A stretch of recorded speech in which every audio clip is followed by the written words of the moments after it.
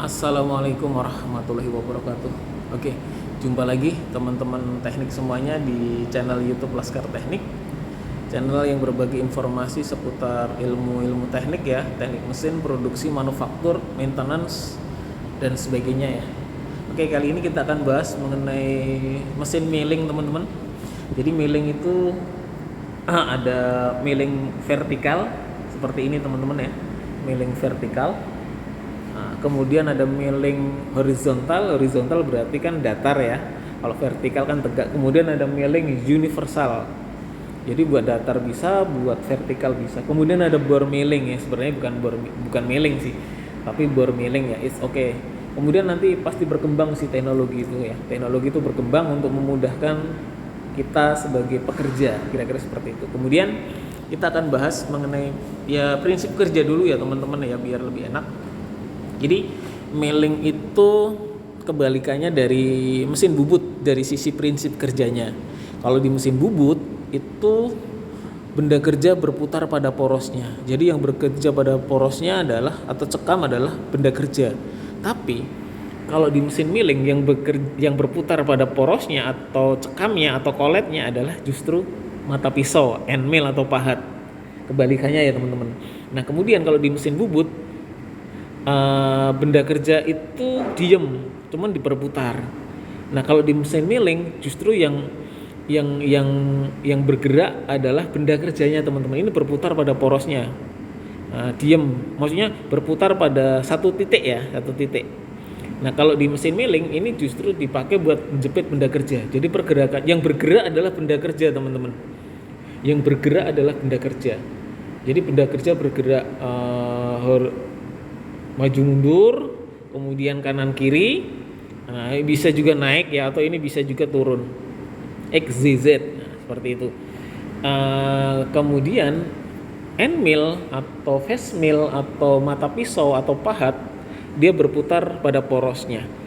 Nah, kemudian benda kerja bergerak maju mundur kalau operatornya posisinya di sini, kemudian kanan kiri atau naik atau ininya yang turun.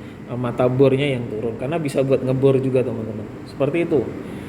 Oke, kalau di mesin bubut kan benda kerja berputar pada porosnya lah, berputarnya itu pada satu titik, kemudian pahat yang bergerak menyayat, pisau yang bergerak menyayat baik facing atau permukaan lewat eretan lintang, kemudian bubut rata atau lurus lewat eretan membujur, kemudian tirus lewat eretan ampas. Nah ini dua hal yang unik ya dari mesin bubut dan satu milling. Ini memang satu kesatuan teman-teman, nggak bisa dipisahkan. Kalau ada bubut ada milling, memang sih kalau di pasaran dan pendidikan nama bubut lebih up, lebih naik ya. Bengkel bubut, bengkel bubut jarang sih, bengkel milling itu jarang. Jadi memang kalau bubut itu identik bendanya adalah as atau silindris teman-teman. Nah kalau di milling benda kerjanya itu identik dengan persegi ya. Tapi ya itu kan peruntukannya ya, tapi kan kemudian terus berkembang setiap hari setiap saat, namanya teknologi kan. Bubut kan buat benda-benda silindris juga bisa dikerjakan di sana, demikian ini pula sih. Tapi kalau kembali ke prinsip awal bahwa memang bubut hukum asalnya adalah benda-benda yang bulat as atau silindris. Nah kemudian ini benda-benda yang sifatnya persegi. Nah umumnya setelah pengerjaan dari mesin milling ini kemudian larinya adalah ke surface grinding teman-teman, atau gerinda datar.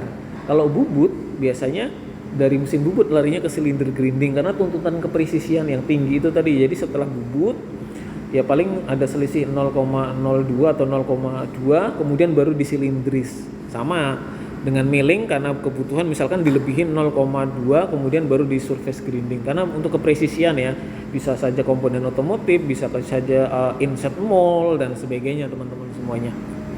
Seperti itu. Ya, jadi itu dulu ya yang perlu saya sampaikan mengenai prinsip kerja dari mesin milling teman-teman. Mudah-mudahan bermanfaat. Jangan lupa juga nanti tetap saya share ke blog Laskar Teknik ya. Jadi dalam bentuk audio, video dan tulisan juga ada sehingga teman-teman bisa terbantu ya sebagai bahan informasi, bahan materi. Kemudian ya mudah-mudahan bisa menambah wawasan teman-teman semuanya ya. Terima kasih. Tetap semangat.